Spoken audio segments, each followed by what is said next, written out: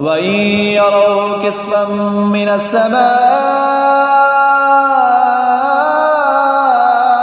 ساقطا يقولوا سحاب مركوم. بسم الله الرحمن الرحيم. والطور وكتاب مسطور في رق منشور والبيت المعمور والسقف المرفوع والبحر المسجور إن عذاب ربك لواقع ما له من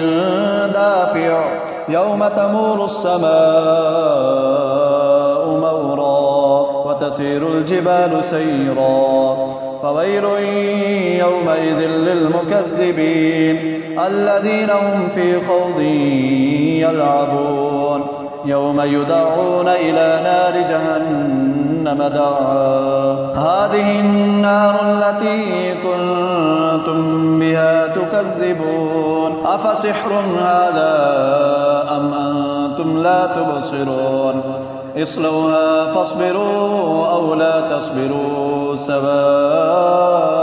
عليكم إنما تجزون ما كنتم تعملون إن المتقين في جنات ونعيم فاكهين بما آتاهم ربهم ووقاهم ربهم عذاب الجحيم كلوا واشربوا هنيئا بما كنتم تعملون متكئين على سرر مصفوفة وزوجناهم بحور عين والذين آمنوا واتبعتهم ذريتهم بإيمان ألحقنا بهم ذريتهم وما ألتناهم من عملهم من شيء كل امرئ بما كسب رهين وأمددناهم بفاكهة ولحم مما يشتهون يتنازعون فيها كأسا لا لغو فيها ولا تأثيم ويطوف عليهم غلمان لهم كأنهم لؤلؤ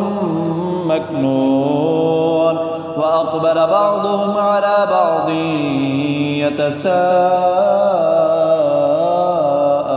يتساءلون قالوا إنا كنا قبل في أهلنا مشفقين فمن الله علينا ووقانا عذاب السموم إنا كنا من قبل ندعوه إنه هو البر الرحيم فذكر فما أنت بنعمة ربك بكاهن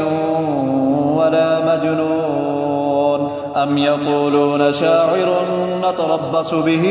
ريب المنون قل تربصوا فإني معكم من المتربصين أم تأمرهم أحلامهم بهذا أم هم قوم طاغون أم يقولون تقوله بل لا يؤمنون فليأتوا بحديث مثله إن كانوا صادقين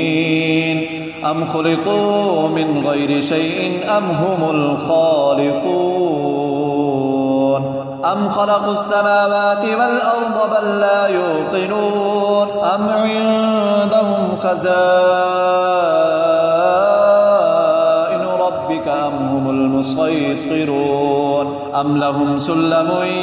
يستمعون فيه فليأت مستمعهم بسلطان مبين أم له البنات ولكم البنون أم تسألهم أجرا فهم من مغرم مثقلون أم عندهم الغيب فهم يكتبون أم يريدون كيدا فالذين كفروا هم المكيدون أم لهم إله غير الله سبحان الله عما يشركون وإن يروا كسفا من السماء ساقطا يقولوا سحاب مركوم فذرهم حتى يلاقوا يومهم الذي فيه يصعقون يوم لا يغني عنهم كيدهم شيئا ولا هم ينصرون وإن للذين ظلموا عذابا دون ذلك ولكن أكثرهم لا يعلمون واصبر لحكم ربك فإنك بأعيننا وسبح بحمد ربك حين تقوم ومن الليل فسبحه وإدبار النجوم